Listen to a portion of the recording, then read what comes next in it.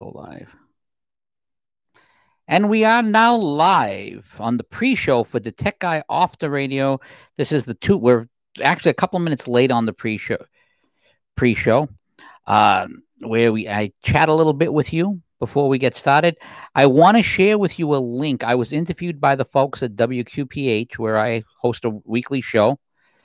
I'm going to put the chat here I'm going to put the interview here in chat, so you can check it out when you want to.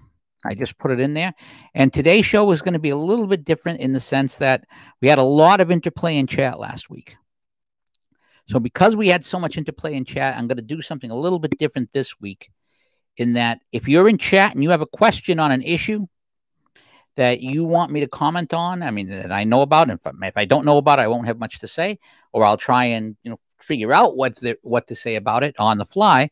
But if you're in chat and you want to ask a question, feel free to do so. Now, we're upstairs again because my wife is going to be putting together some shelves downstairs.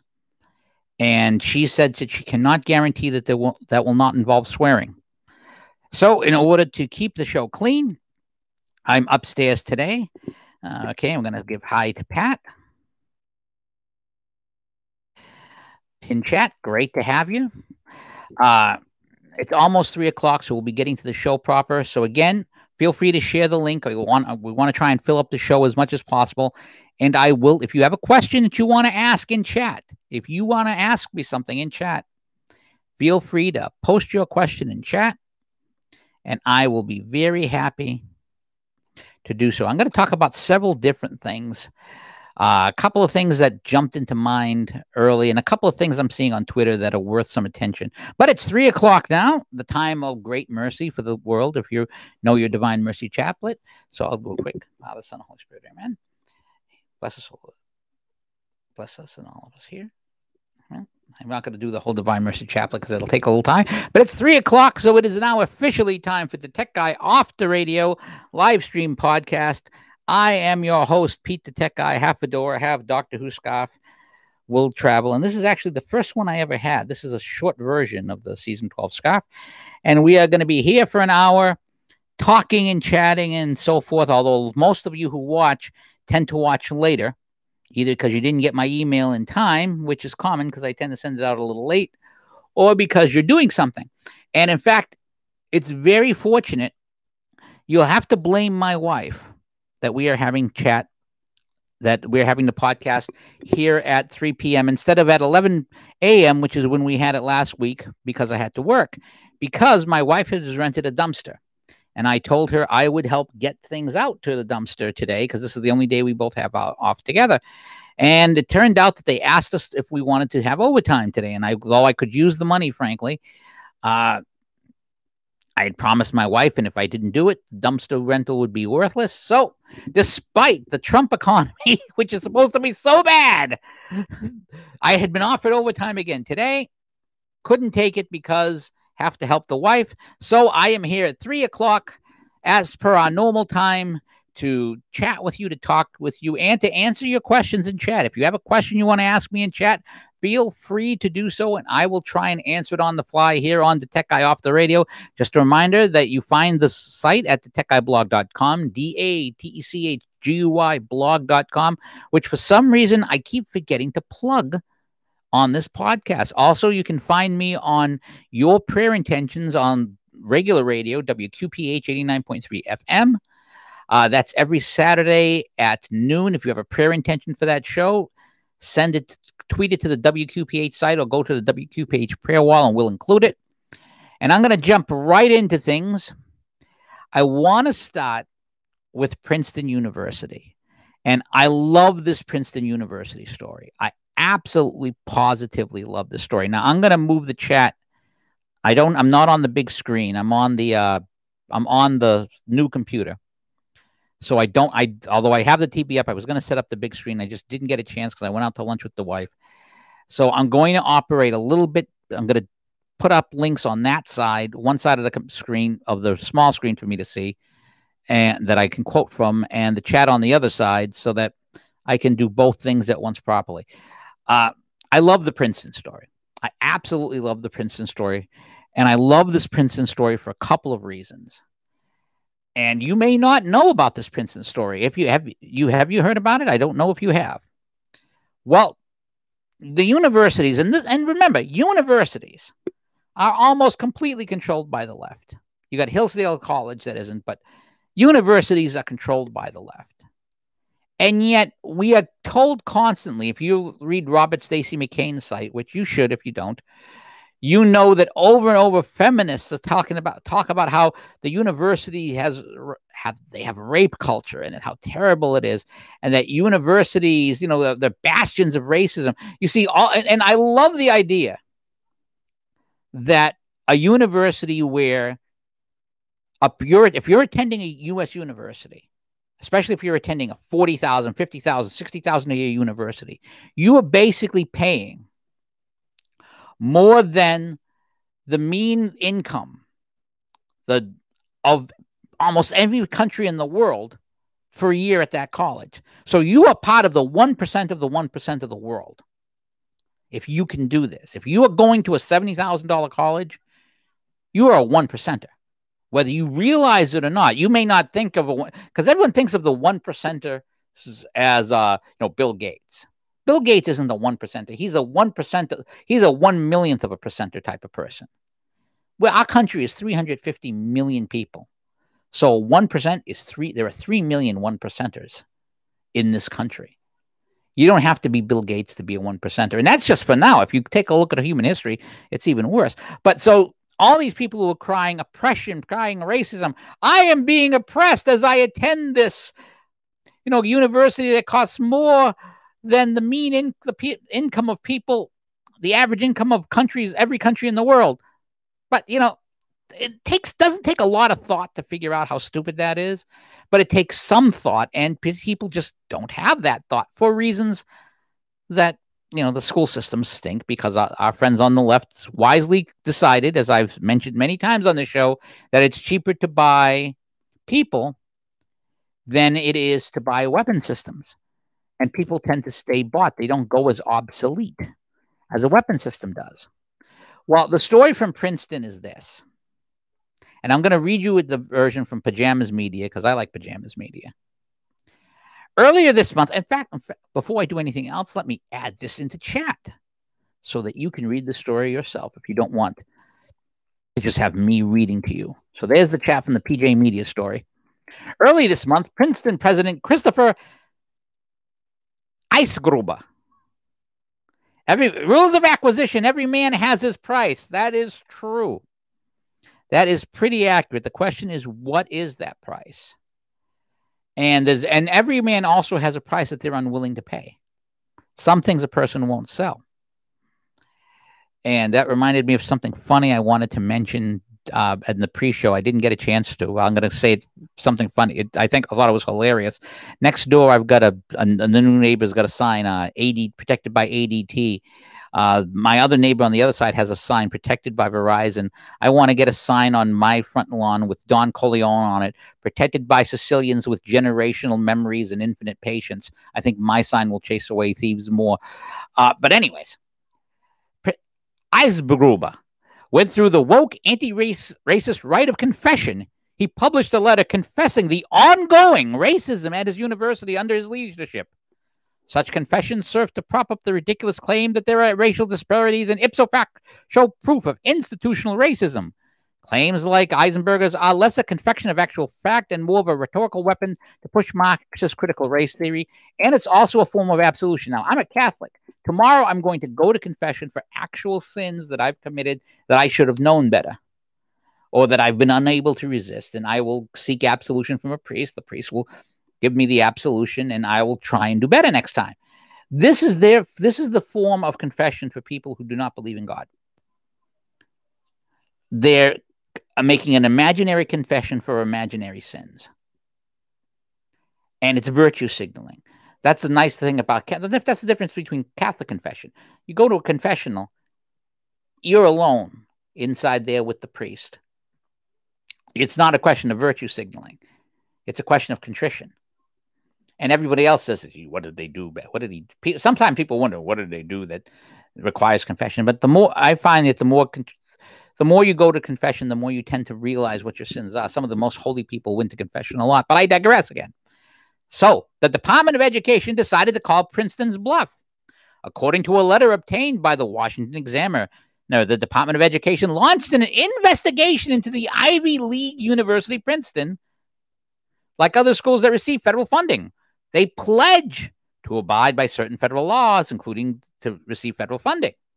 Since Eisenberg has become president in 2013, Princeton has obtained more than $75 million in federal Title IV taxpayer funds, and the school has, quote, repeatedly represented and warranted to the U.S. Department of Education Princeton's compliance with Title VI of the Civil Rights Act of 1964.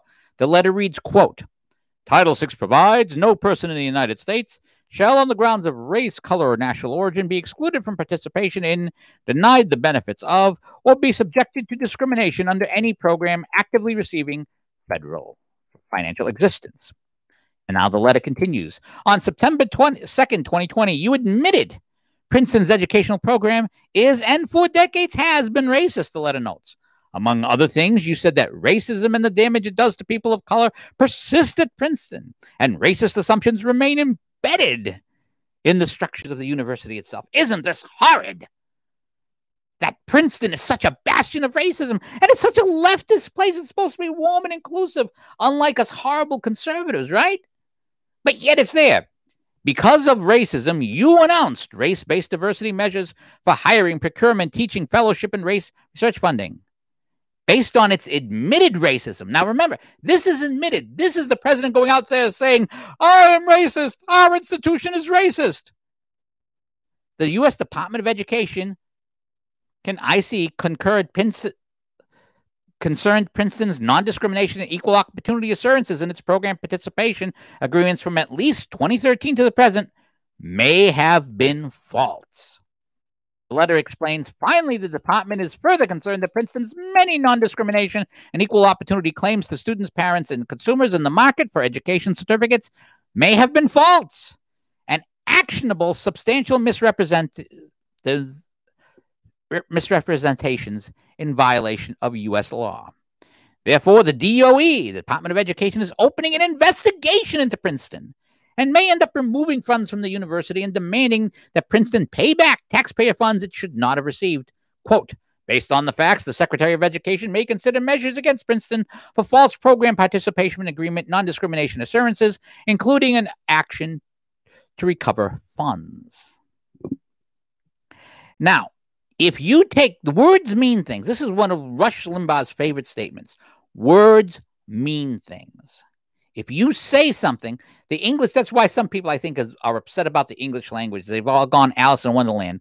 Words mean exactly what a person wants them to mean. That's not how it works. Words actually mean things. So if you say something, especially if you say something public like these guys just did, that means something. And if it means something, it's now legally actionable. Taken at face value, Eisengruber's statement does justify a DOE investigation. The university president did indeed confess to propping up, quote, anti-black racism, but he clearly did so as a rhetorical weapon. By confessing to the institutional racism at Princeton, Eisenberg can claim that American society as a whole is racist. So now, these guys now have to worry about this. These guys are now going to, and remember, this is just one college. Think about this. Every single college that has filled in this form is now vulnerable to this if they're making statements, blanket statements about racism. Now, I want to go a little bit farther down in the piece. Eisengruber did not intend to confess to violating federal discrimination law. He meant to signal his virtue and convince people that America is institutionally racist in order to further his own political and ideological goals. That makes the Department of Education's response brilliant, perhaps even hilarious. Accusations and confessions of racism are serious, or at least they used to be. Thanks to the logic of anti-racism, a completely colorblind society, one that judges people not by quote, the color of the skin, but the content of their character, in Martin Luther King Jr.'s words, would still be considered racist because the actions of free individuals result in disproportionate outcomes. Federal law rightly prohibits many kinds of racial discrimination, but it prohibits discrimination on an individual level. It does not require schools like Princeton to admit exactly 73.09% white students, 16.42% Asian students, and 5.78% of black students. So the student represents the population of Princeton, New Jersey. In fact, by these measures, Princeton University is racist in favor of black people, 9% of the undergraduate population, and Asians, 25% of the undergraduates, even higher in post-grad classes. If America adopts the anti-racist definition of racism, the government cannot prevent racial discrimination when it comes to opportunities in individuals. At this point, preventing racial discrimination must mean achieving proportionate outcomes. Now, they have the letter that was sent. And again, I think this is just wonderful. I think this is classic. And I think this is the type of thing that the Trump administration does that I love.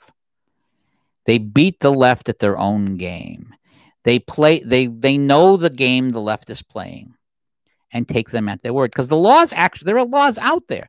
That's why the left is so upset about federal charges, because a lot of the things these protesters are doing are federally actionable. And because they're federally actionable, the feds can go and take action. So, hey, you want to confess to racism? You want to go out there and virtue signal to an audience?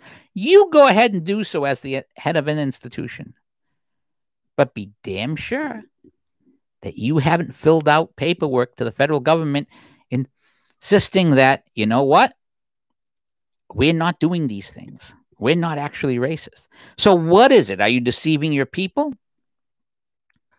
Or are you actually racist? What is going on? What is going on here with you guys? Well, you got to decide. Reality doesn't care about your virtue signaling. Reality does not care about how you do things. Reality is. And it's an argument I've made concerning God many times. And I'll repeat that argument here right now. If God exists, no amount of disbelief will make him not exist. If Jesus is the Son of God, no amount of disbelief will make him not the Son of God. Contrariwise, if God does not exist, and if Jesus is not the Son of God, then no amount of belief will make him so. That's the reality that we're dealing with here. And I think it's a very important reality. And the fact that Princeton is only learning, that the president of Princeton University is learning the hard way that words mean things, and that actions of stupidity for the sake of your own self-aggrandizement, rather than for the good of your institution, can cost something. The fact that this guy is only learning it now means that he needed a better education to begin with. Well, I'm going to love to see how this turns out. And more interestingly, I'm going to love to see what happens to other universities, because I will put real money that if the Department of Education checks out statements by other universities and other university presidents, they've all sent in the certifications, except for Hillsdale College, of course, which doesn't take federal money. All of these people sent in their certifications. And because they sent in their certifications, all of them, every single man jack of them, are vulnerable. Every single one. So since they're all vulnerable, hey, you're going to have to worry about this. You're going to have to deal with this.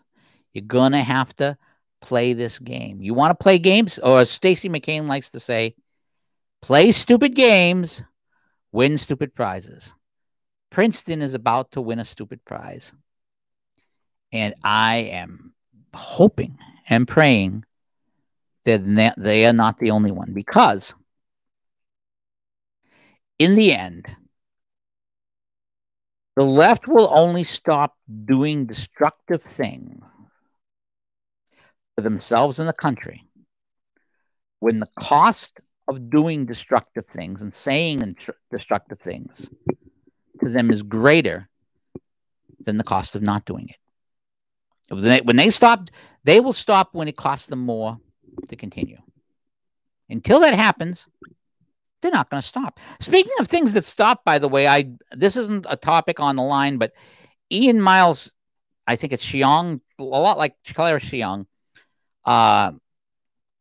tweeted this thing out, and I'm going to retweet it because I think it's hilarious. That remember how they were talking about the White House siege? They've canceled it. They're apparently replacing the White House siege with 50 days of nonviolent improv jazz. And now I think you can't have too much improv jazz. Jazz is an excellent form of music. I just like almost any kind of music. Jazz is excellent music. And 50 days of people doing improv jazz, that's nice. That's a nice thing. I'm in favor of it. It's like 50 days of people making pizzas. I'm in favor of it as long as there's no pineapple on them. Pineapple pizza is evil. My wife and my youngest son disagree. I mean, there's no middle ground there. I'm glad to hear your prayers were answered, Patrick. That our prayers were answered. But again, they're now doing 50 days of nonviolent jazz. Nonviolent jazz. Let's get more nonviolent jazz. And a great question from Don Schuber. This is nonviolent jazz. What the heck is violent jazz? Herbie Hancock playing a Tommy gun? Not my line, Don Schuber's line. But nonviolent jazz implies that violent jazz. It's like it's like a headlines when people say, this man was brutally beaten over the head. Well, is there a non-brutal way of beating someone over the head? I like words. I'm Groucho Marx with words. I like words. Words mean things, like we were saying earlier. Speaking of words meaning things, let's go on to our second topic. Still waiting for some questions in chat. If you're in chat, a reminder. In fact, I'm going to tweet this out to remind people that taking questions in chat for those who wish to ask the tech guy anything right now. And link here. Let me throw that on again. This is a no frills podcast, so I'm going to be doing this management myself. So I have to do this, and it actually reminds me of something that I'd like to talk about, but I'm not going to. But something I found very funny. If I ever run into any of you in the street, maybe I'll talk to you about it privately. But it's something I found odd that I couldn't believe it when it was brought to my attention, and I broke some rules in viewing it, and it was I was rather shocked. But that's beside the point. I hate to tease you like that, but I'm a cruel man sometimes. But anyways, second topic I want to get to is Nashville, because we were just talking about how words mean things. And the Nashville COVID story, I think, is wonderful. And, well, it's not wonderful in the sense that these people who did this are scum. But it's wonderful in the sense that it exposes certain things as they are. And when it comes down to it, and there was a great question that was asked on Twitter, and I'm going to repeat the tweet. I think I included it in today's 5 thoughts under the Fedora post. And let's see, I know that I have that here. The revelations in Nashville. I've got the quote here from Kimberly Haney, which I'm going to give you the quote first, and I'm going to give you the story. Kimberly Haley says, quote, "Seriously, if you think the mayor of Nashville, douchebag that he is the only politician doing this, you're sadly mistaken. The press needs to jump on this and roast this asshole. Every restaurant or bar that's closed permanently needs to sue the city and the mayor." And my answer to that is, given that we've seen Democrat mayors allow riots, arson, and murder in order to help Joe Biden in election 2020, holding back positive COVID news is almost tame by comparison. And that's basically what happened. And I'm going to read you the story. This is from Instapundit. Emails indicate Nashville mayor's office colluded to conceal COVID information from the public. It should, of course, be considered good news that so few cases wound up being tied to bars and restaurants. The hospitality industry, which already operated on razor-thin margins in normal times, is in dire straits in the big cities across the country. And as a result, many beloved institutions are shuttering. Here's a list of places that have permanently closed in Nashville during the pandemic. The implication of a deliberate plot to conceal information about how low spreads from bars and restaurants is a desire to maintain strict restrictions. These emails represent an agreement between officials who work to serve taxpayers to prop up unpopular governing decisions. As Clay Travers tweets, quote, wow, there was virtually no evidence national bars and restaurants were spreading COVID, and they've been shut down for months. This certainly looks like a cover-up by city officials. Open everything now. Now, I'm going to go to the piece proper because it's really sad. This is from Outkick.com. Officials in the Nashville Health Department and Mayor John Cooper's office are being accused of colluding to conceal low amounts of people whose positive coronavirus cases were traced to bars and restaurants, as Fox 17 revealed leaked emails. One leaked email exchange between the Mayor Cooper's senior advisor, Benjamin Eagles, and Health Department official Leslie Walker revealed that as of June 30th, just 22 cases had been linked to bars and restaurants. Now, remember, Nashville's a big city. I mean, my city is 40,000. Nashville makes our city look tiny. You talk about 22 cases? After the data was disclosed, the exchange went as follows. Walker, this isn't going to be publicly released, right? Just info for the mayor's office. Cooper, correct, not for public consumption. Fox 17 also uncovered an email from an unnamed Nashville Health Department official in response to an inquiry on how to handle a question from the Tennessean reporter Nate Rao. In late July, Rao had asked the health department about the intel that just 80 cases of the 20,000 in Davidson County were attributable to exposures at bars and restaurants. Now, that's 80 out of 20,000. So think about that. That's 8 out of 2,000, 4 out of 1,000, 1 in 250 cases in an entire county. So we're not just talking about one chance in 250 of getting the disease. But if you have the disease, there's a one chance in 250 that you got it from going to a restaurant at a bar. Think about that's less than 0.5%. Byron Todd, the health department official who sent the email asking how the department should respond, got the following answer from an unnamed official. Quote, my 2 cents. We have certainly refused to give counts per bar because those numbers are low per site. We could still release the total, though, and then a response to the over 80 could be because the number is increasing all the time, and we don't want to say a specific public number. Mayor's office, surprise, surprise, decided to confirm or deny the emails to Fox 17. City Council member Steve Glover said that he had an attorney reveal the authenticity of the emails and accused the Metro Nashville of, quote, fabricating information, unquote, in an orchestrated cover-up. It should, of course, be considered good news that so few cases wound up being tied to bars and restaurants. As we said, as I said, the hospitality industry has been really beaten up bad. In Nashville, bars and restaurants have faced capacity restrictions, 10-person maximum tables, limitations on live music, and early closing time.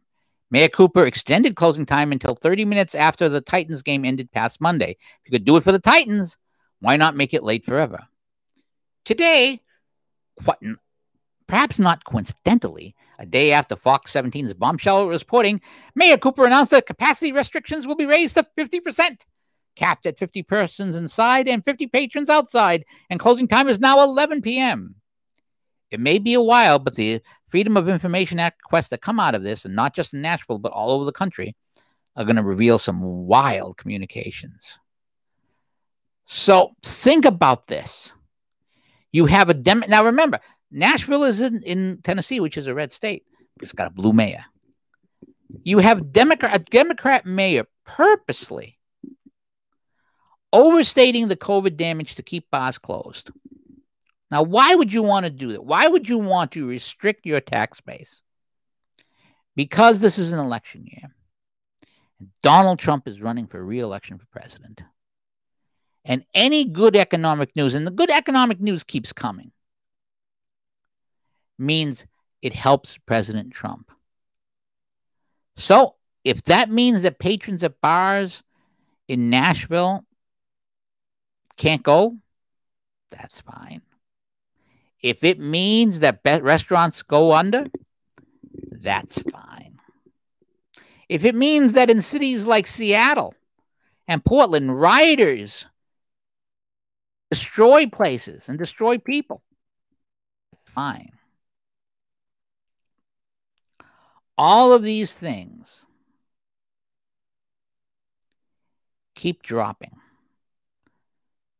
Now, there's a list of a running list of Nashville restaurants that have permanently closed during the COVID-19 crisis. This was updated 4 days ago. I want to go through the list here. In August and September, the Music Kitty Cafe, Nashville, and also Tennessee's first ever cat cafe, announced that they're closing September 30th. Demos downtown is vacant. And there's a sign, for sale sign plastered on the front. It had been open. The chain was open since 1989 and other locations in the state are around. Demos is closed in Nashville. Bar Otaku.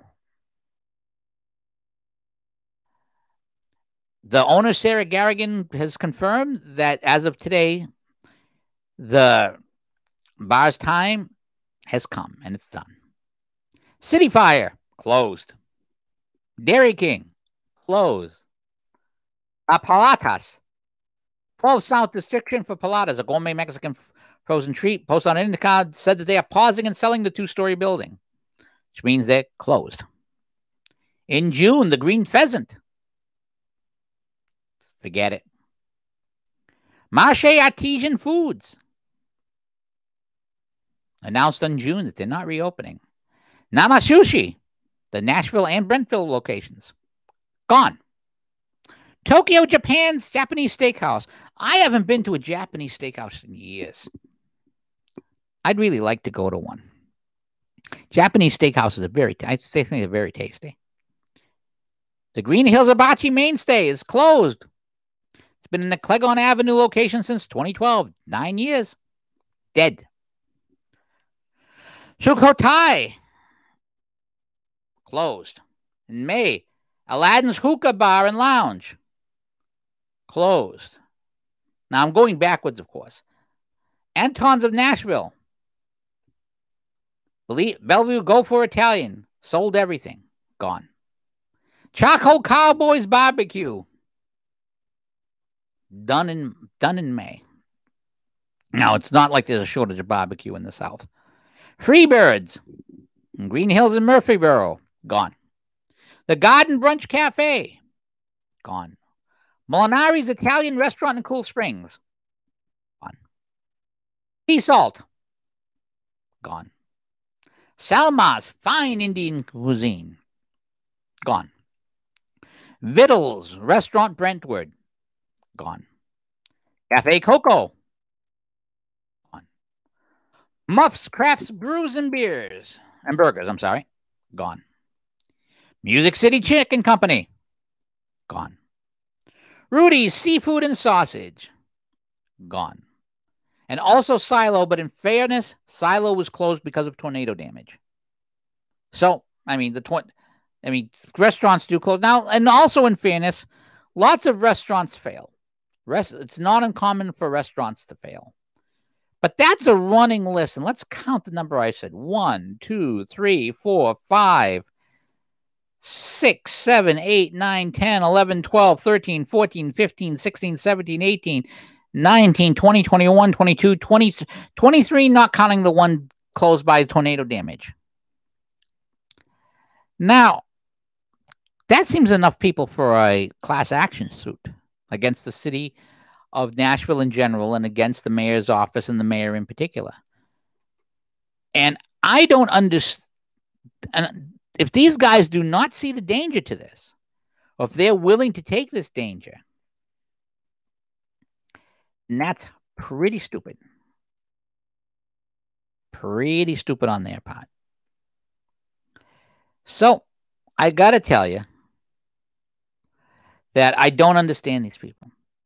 I don't understand. The degree of Trump derangement that's necessary to make decisions like this, thinking that you are going to be able to stop, you are going to be able to hold the line by holding down the economy this way. I'm telling you, Glenn Reynolds was right on the money years ago. All the left had to do was not be crazy. And what we're really seeing, though, is the totalitarian nature of the left. It's all about, I'm projecting power. I have the power to close your restaurant. I have the power of life and death over you. And sometimes folks just get off on that power. And yeah, I'm sitting cross-legged, so I'm a little bit sore here. Some people just get off on having power over others. It's really something when you think about it. And it's terribly, terribly, terribly strange. I got to tell you. Now, I want to read you something from Don Schuber's website. And this is item number 14. Yeah, well, that's true. The lust of power is satanic. Remember, there's a reason why pride and not lust is the top of the list of deadly sins. And by the way, I'm keeping the beard off for now. You'll notice in the WQPH interview that I tweeted out that the beard is on, so it wasn't using an old picture. I want to read you this. Chris Rock told the New York Times, I said this before, but Obama becoming president, it's progress for white people. It's not progress for black people. It's the Jackie Robinson thing. It's written like he broke a barrier, as if there weren't black people that could play before him. And that's how white people have learned about racism. They think when these people work hard enough, they'll be like Jackie. And the real narrative should be that these people, the black people, are being accused by a group of people that are mentally handicapped. And we're trying to get them past their mentally handicaps to see all people are equal. Humanity isn't progress. It's only progress for the people that's taken your humanity. If a woman's in an abusive relationship and her husband stops beating her, you wouldn't say she's made progress. That's what we do with black people. We're constantly told that we're making progress. The relationship we're in, the arranged marriage that we're in, is that we're getting beat less. And Don Schuber's reaction is, poor Chris Rock, a multimillionaire who's unhappy. If he doesn't like what he calls a marriage, he can always leave. And I've read that, and I want to pair that with this piece at the other McCain called When Do Black Lives Matter and Why? Covington Tyree Shermally Murphy, that's a long name for a young person who's no longer alive, was 15 years old and behind the wheel of a stolen Dodge Charger, traveling about 115 miles per hour when he crashed into a tree, killing himself and 4 passengers, all minors. I must admit, I've wanted to go 100 miles an hour in a car. I've managed to get up to 96 on a highway in Alabama once, but never got beyond that because I'm too sensible. But I've always wanted to hit 100 miles. I sometimes think every man wants to drive 100 miles an hour once in his life. Maybe it's just me. I just think guys crave that. And a 15-year-old is going to crave that even more because that's the nature of young men to take risks. The crash that killed Murphy and his passengers, 2 15-year-old boys, Jacarius Hager and Marshawn Williams, and 2 girls, Alexis Hillman, 16, and Disease Krob, 17. What are these older girls with these 15-year-old boys? Happened around 12:45 a.m. on Saturday, September 2nd, 2017. Shortly before the crash, the Dodge Charger had blown past a police car in Kalamazoo, Michigan. The cop had first traced to pursue the Dodge, but gave up, telling Yeah, that's probably true, Patrick. But gave up telling the dispatcher, yeah, I'm going to have to terminate it. It's well over 100 miles per hour. The officer continued traveling east on Main Street at normal speed. About a mile later, came across the side of the flaming wreckage. And there's the video of it that Stacy has there. It took 4 days for the medical examiner to identify the charred remains of the 5 teenagers killed in the crash using dental records. But immediately after the crash, Covington Murphy's mother told local media she knew that her son was driving the Dodge. Quote, Jamelia McFerrin, Murphy's mother, said she's still in shock. That's my child, my firstborn, McFerrin said. We were just laughing, talking, taking pictures at 10:30 last night. He had called saying he was in an accident. I just thought it was an accident. Losing my child is tough, but knowing he was the driver and responsible for the other children in the car is tough as well, McFerrin said. Who is Covington's father? Nothing I could find online gave any hint about that. But a bit of research shows that his mother was only 16 when she gave birth to him. Apparently, however, Covington and his mother were living with a man named Leonard Safford. The information involves the story of how Covington got a hold of the car. Quote, according to reports, the police believed the driver waited until his parents were in bed to put a license plate that was not registered on the Charger before leaving home. Then, Undersheriff Paul Matthias said in the report he approached by Leonard Stafford at the scene of the crash. Stafford told Mayers that, I just got that car. It didn't have plates on it, and it didn't have insurance on it. I told him not to drive it. He must have taken the keys. The teen's name Stafford was talking about was redacted. The vehicle had been reported stolen out of Detroit in May of 2016, according to the Michigan State Police. These officers contracted Stafford again September 16th at his home in Kalamazoo. He said that he had not really bought the vehicle. He had been doing work on the vehicle, and the person he had been doing the work had not paid for his services. KCSO Detective Sergeant Jim Vaselli wrote in a report. Vaselli wrote that Stafford told him the Detroit man bought him the car to work on May 2017. He worked on the transmission and the engine of the vehicle, and the man didn't pay him for all the work he had completed. Stafford told police that the man was, quote, one of those drug boys from Detroit who sells drugs in Kalamazoo. Stafford also told police he had put a plate on the vehicle from another car he was working on and had never insured the vehicle. He denied ever letting the teen drive the vehicle, and he left the keys in the car the night it was taken. He said he did not know the vehicle was stolen out of Detroit in May 2016.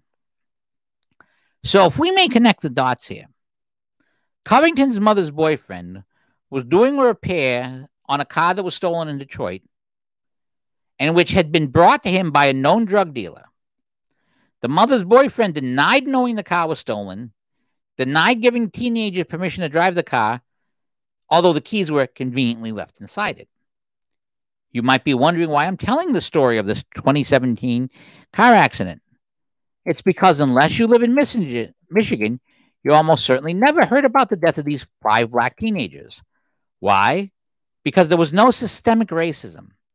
The story offered no political advantage to Democrats, and therefore the national media ignored it. See, this is what I figured out. Black Lives Matter as a slogan of a political movement is a wicked lie. Black lives only matter to these activists when a black person is killed by a white cop. A death technique be leveraged to A, whip up a frenzy of anti-police anger, and B, to incite a generalized hatred of white people within the black community, and thus C, to energize black voters to help elect Democrats. As a statistical proposition, what Black Lives Matter claims about police and racism is easily disproven. Anyone who has followed the work of Heather McDonald, author of The War on Cops, knows that the actual number of unarmed black people killed by police is a tiny decimal point fraction compared to the number of black people killed by black criminals. But because black-on-black violence cannot be leveraged to support racial rhetoric about systemic racism, and thus help elect more Democrats, although it can be used to cause Princeton to be investigated, as we've just discovered earlier today, the national media ignore the bloody death toll of black-on-black crime. The result of this one-sided media bias is a widely distorted public perception of crime and race in America. Whenever I write up a story like this, my intent is to balance the false perception created by the national media's warped coverage, which feeds a myth of white racism as the one-size-fits-all explanation for every problem affecting Black America. black people in America. Racism obviously had nothing to do with the death of Covington Murphy and his passengers. I lost my place for a second. And that's why nobody outside Michigan has ever heard of the story. 5 black teenagers killed, and not a peep from CNN or the New York Times. Now, race is not obviously involved in the deaths unless you want to talk about the fact that there's another young black man without a father. But all of this is very important in that, and this is something I've said for many, many years. And some of you might have heard me say it. I don't know if who in chat may have heard it. But if you're watching this later, you've probably heard me say this more than once. The most dangerous thing in the world is an excuse. And I'm going to repeat this. The most dangerous thing in the world is an excuse. Because if you have an excuse, you can justify all kinds of things. If you decide that racism is an excuse, you can justify looting. You can justify you can justify destroying your own neighborhood. You can justify killing a Trump supporter. You can justify harassing people in restaurants. And it's not just a question of this racial stuff. If you have an excuse, you can justify cheating on your wife. You can justify robbing from your employer. You can justify doing all kinds of bad things that you know are wrong, but you have an excuse. Once you decide you have an excuse for bad behavior comes very, very easy.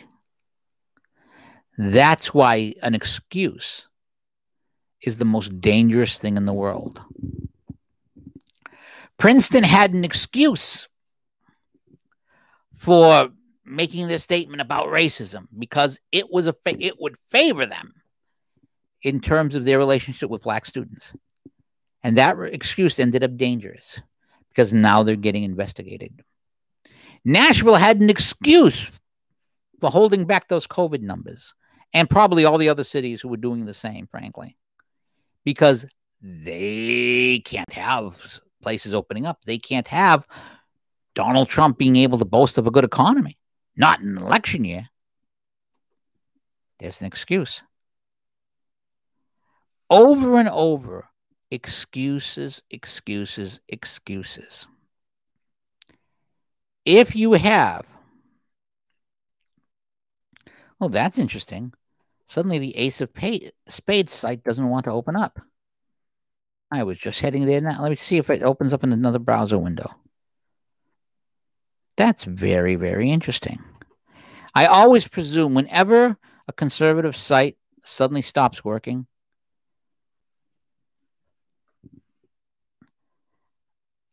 I'm saying a net error cert date invalid. I'm going to try a different browser. I always presume that it's the left doing something. Ace of Spades. Let's do a search for that. See if it blows up in a different browser. It's not blowing up in that browser. So I wonder what's going on there. And we're going to read you this piece that just popped up in here. Burn, Loot, Murder declares, and that's Black Lives Matter. He calls them Burn, Loot, Murder. Declares, quote, George Floyd Autonomous Zone in Minneapolis and begins beating the shit out of law-abiding citizens trapped within it. Weird how Burn, Loot, Murder, also known as Black Lives Matter, claims it's against violence by police officers against those who resist lawful arrest, and then immediately starts beating people to death for not respecting their made-up authority to make unlawful arrests. This is weird, right? That's not just me. It's almost as if this isn't about civil rights for blacks, but about granting political power to violent, sociopathic street thugs and killers. And this is from Andy Ngo. A George Floyd autonomous zone in Minneapolis is blocked off by barricades and checkpoints. A business owner within the zone was violently beaten unconscious by a man who demanded money. Responding police and ambulance were stopped by aggressive protesters. And from what I can see of the map, it's 4 city blocks.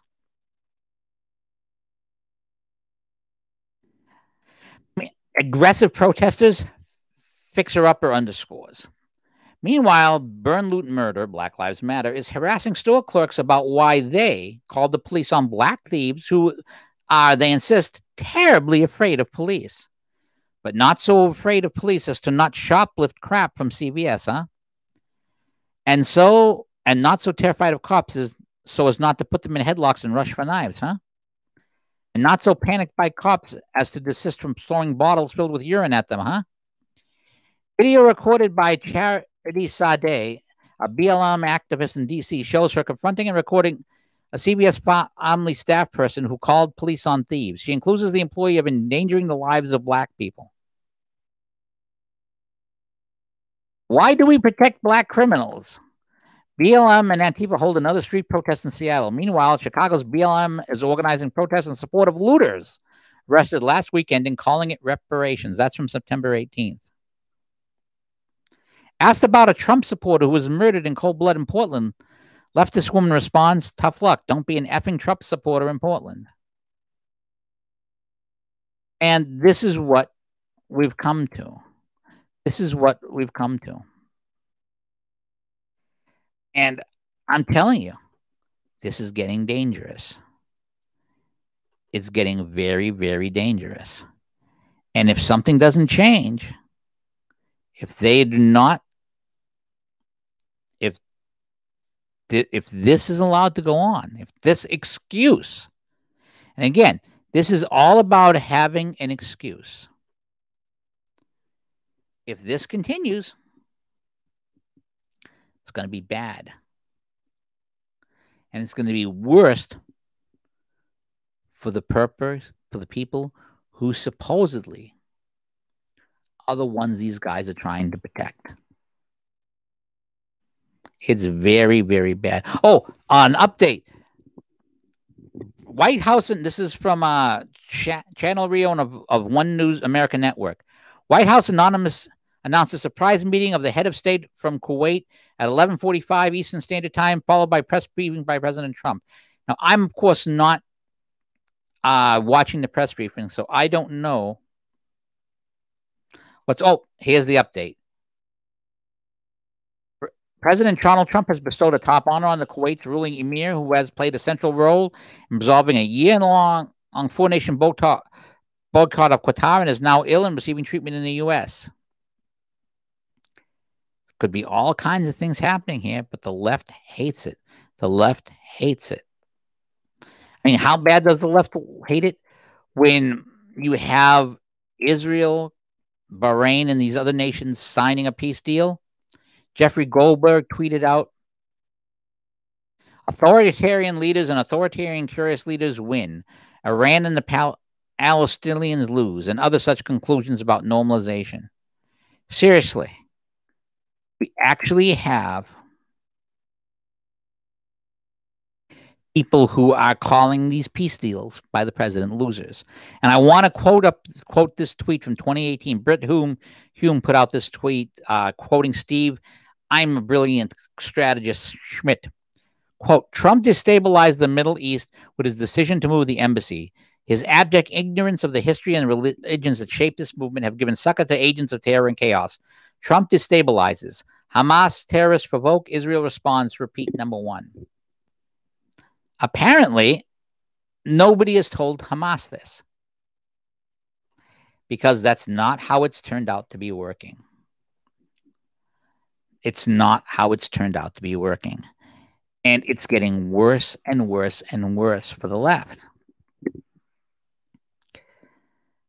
And I'm going to tell you, again, the excuses for hate, if Trump is for it, I'm against it. And this is what we've talked about. We talked about this last week a bit. If Trump is for it, I'm against it. This is what we're getting from these guys. And it's going over and over and over and over and over again. It's just ridiculous. We're even getting a point where people are claiming that speaking English spreads more coronavirus than speaking in other languages. I mean, how bad are we getting? How crazy have we got here for the left? It's just amazing, amazing, amazing to see what happens, to see that this. And people can't, and they can't handle it. The left cannot handle it. And a great example of this is Kimberly Kalak, who's running in the U.S. House in Maryland 7th District. We've talked about her before. That's the very leggy black woman in the red dress who did this amazing campaign commercial walkthrough. The president ended up quoting it, and she got all kinds of exposure. She ended up talking at the RNC. I want to read you this. This is from Twitchy. Kimberly Clark, and I don't know if I'm assuming I'm Clark, went on with the ladies of the View today, and they were super supportive, kind, and really listened to what she had to say. Just kidding. They were rude, snotty, disrespectful, and so incapable of listening to a differing view, they cut her off. And they have a video of Joy Behar's behavior. And Kimberly Clark's over there. The ladies of the View didn't like what I had to say, so naturally they cut me off. Why are they silencing black women? Hey, Joy Behar, I think your white privilege is showing through your blackface. Joy says the black community had her back in order to lecture a black woman. Think about that for a moment. I mean, it's an amazing thing.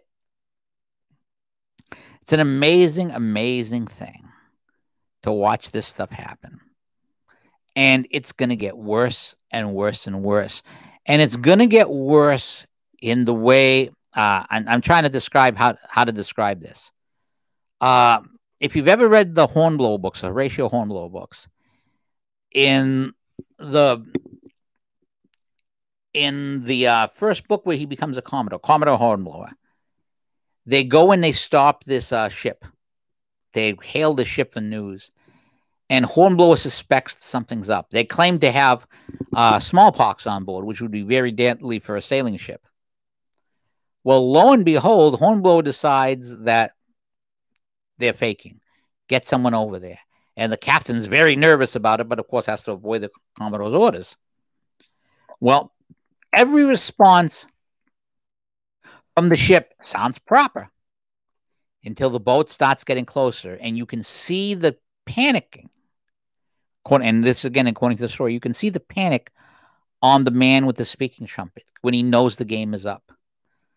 I think very soon we're going to see the panic among the Democrats because they know the game is up. I don't think the question is whether or not Donald Trump wins the re-election. I don't think that's a question anymore. I don't know if he's going to win the 37 states that Don Schuber has said he's going to win for a while. I think the question is, how big will his coattails be? How big is his coattails be? Because if he takes congressional districts with him, if he takes Senate seats with him, if he takes local legislative seats with him, it's going to be incredible. It's going to be absolutely, positively incredible. Speaking of incredible, by the way, I went to see the movie Fatima with my wife. I'll be posting a review online sometime next week. I do want to say a couple of things about the movie. First of all, it's the Anti-Cuties. Cuties is a movie about young kids being sexually exploited. Fatima is a movie about young kids encountering with God and suffering persecution for insisting it's the truth. And I should say encountering the Virgin Mary. Cuties is all about pushing an agenda, advancing the cultural left's point of view. Fatima is all about telling about a historical miracle that took place in living memory, not by much living memory, but in living memory, that was witnessed by thousands and thousands of people and experienced by thousands and thousands of people. Cuties has gotten an award from Sundance and has gotten plenty of positive press from the press. Fatima has been pretty much ignored. Go watch Fatima. If you're not familiar with the story, go watch it. If you're familiar with the story, go watch it. But if you do go watch it and you're familiar with the miracles of Fatima, be aware they leave out, in my opinion, the biggest miracle. A little bit of a spoiler, not a big spoiler. A little bit. Be aware that they leave out something at the end, which, in my opinion, shouldn't have been left out. But it's their movie. But that's something you definitely want to check out. And it will not get any of the press that Cuties got. Because, again, it's just like Cuties, but they're oppressed by atheists. There's nothing sexual about it. Nothing that supports the left's narrative. Nothing that supports the left's narrative. It's very, very, very strange. I'm looking at the world today and I'm just amazed at what I'm seeing.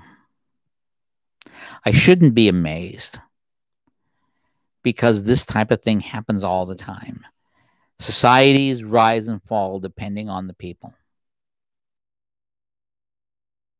And if the people are unwilling to learn the lessons of the generations that followed, that preceded them, they're going to crash and burn. And America had its chance to crash and burn. Donald Trump has arrested it for now. We're going to find out if he's arrested enough to stop it,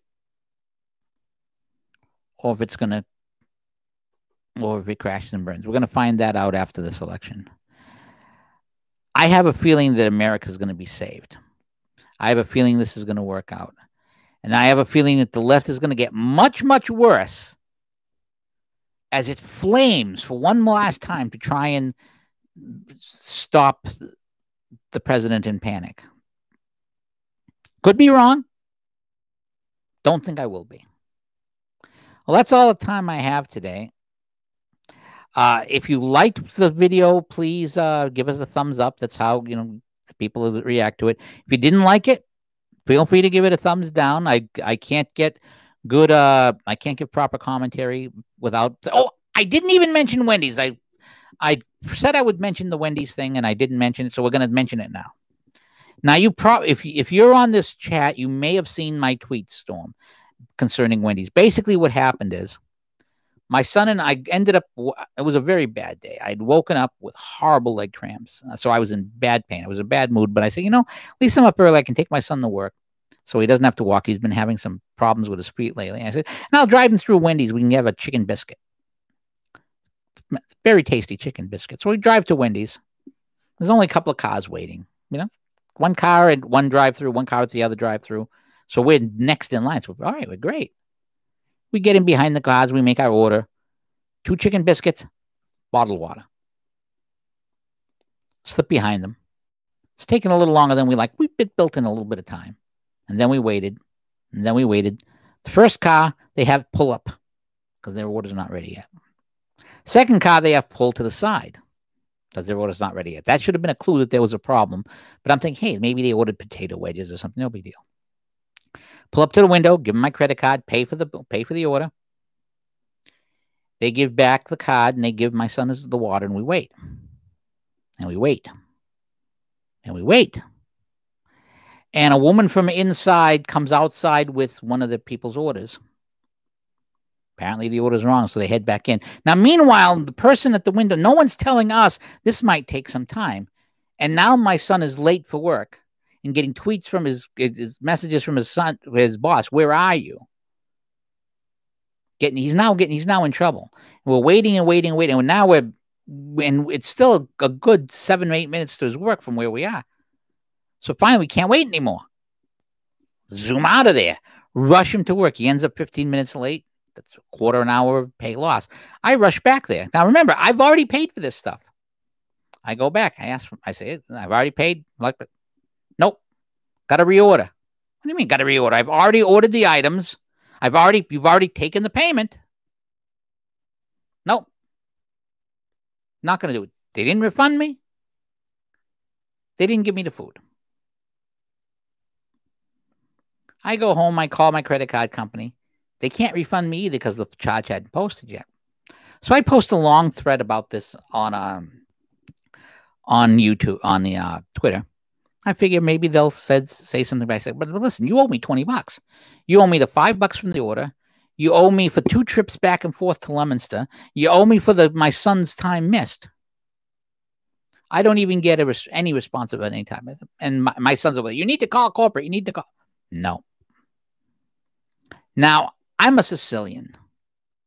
If this had happened to, and they're very lucky that I'm a very Catholic Sicilian, because I know it's a little thing, but if it happened, if they had taken, but you've taken my money now. Not only have you taken my money, but you've caused trouble for my son.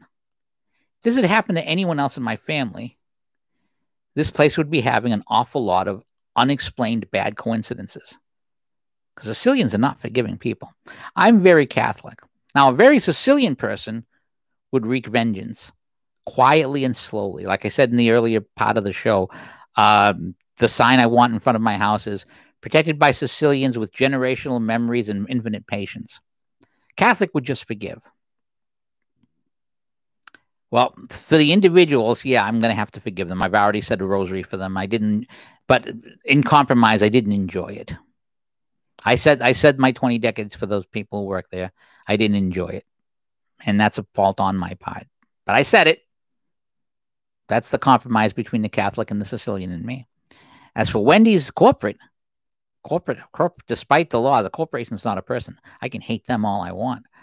So I've decided I'm not gonna bother calling back the credit card company and waste more of my time getting that taken care of. They can have my $5. I hope they enjoy it, because I've got another maybe 19 years left in me. And that Wendys is right on my way to work. And I used to stop by there maybe once or twice a week on the way to work. And there's a Wendys near where I work. And once in a while, depending on how I felt, I would run down there maybe once or twice a month and get lunch there. And of course, when I'd be traveling, Wendys does have the best chicken sandwich, in my opinion, better than Chick-fil-A. I would go to a Wendys. No more. I wasn't worth their time. That's fine. I hope they enjoy that $5 of mine, because it'll be the last they'll get for 20 years. How much do you think 4 to 6 visits a month is worth? And I probably go a little more than that. I mean, look at me. How much do you think 4 or 6 visits a month to a restaurant is worth? I'd say $10 a visit. Say $50 a month minimum.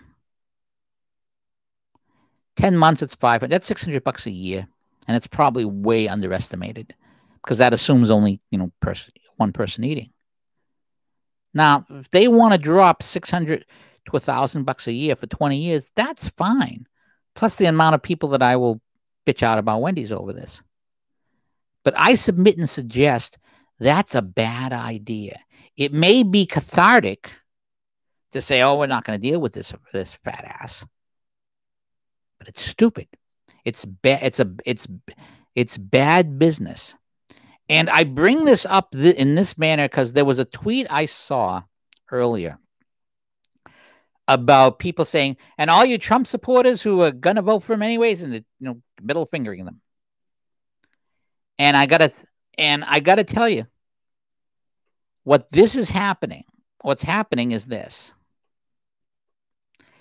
I think the left has figured out they're just not going to win the swing voters who went for Trump. They're not going to get him. So rather than try and bend to try and win them back, they're going to just be cathartic and say the hell with them.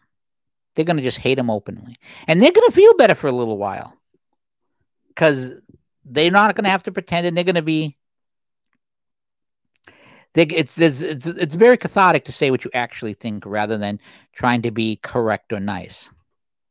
But I'm telling you, it's going to cost in the long run. So Wendys, you make a good chicken sandwich. You make a great breakfast biscuit.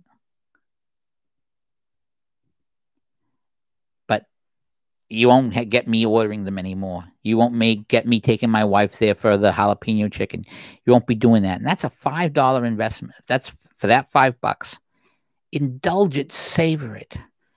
Put it on the corporate window. What I would do, you should take that $5 and pin it to the window. And the funny thing is, I just had lunch at the 99s. I've been going to the 99s for 30-something years. I've never had a bad meal there. And there's a great little saying from the owner of the 99 saying that treat the customer right, and they will keep coming back. All the woman at the window had to do was say, it's going to be a little while. And I could have said, I'm sorry, we'll just cancel the order because we don't have time. All the window people had to say is, we'll make you your biscuits, or we'll refund your order. If you can give us the credit card, we'll cancel the order. Nope. Wasn't worth it. So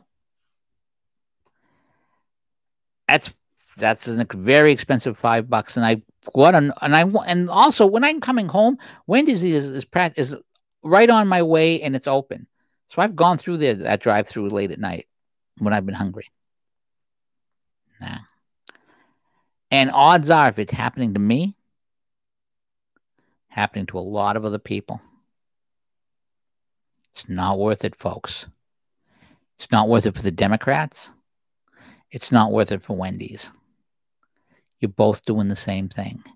It's going to cost you both. But, hey, your call, your money. As I like to say to people who do very foolish things many times, may you be happy in the choice you make. And that's how it goes. Well, again, thank you for making the choice to watch us here. I'll be back next week. I would not be surprised if I am back at 11 a.m. next week, because there's so much work, despite the horrible Trump economy. There's so much work at work. I will almost certainly be asked to work overtime, and I will almost certainly accept it because I don't have a wife project that I've promised myself to. But until next week, again, DaTechGuyBlog.com, DaTechGuyBlog.com, the Tech Guy Blog on Twitter, the Tech Guy Blog's channel on YouTube, where you're watching me through the blog or directly through YouTube.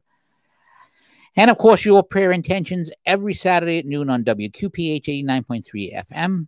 This is Pete the Tech Guy saying so long, God bless, and we'll see you next week. Thanks for coming.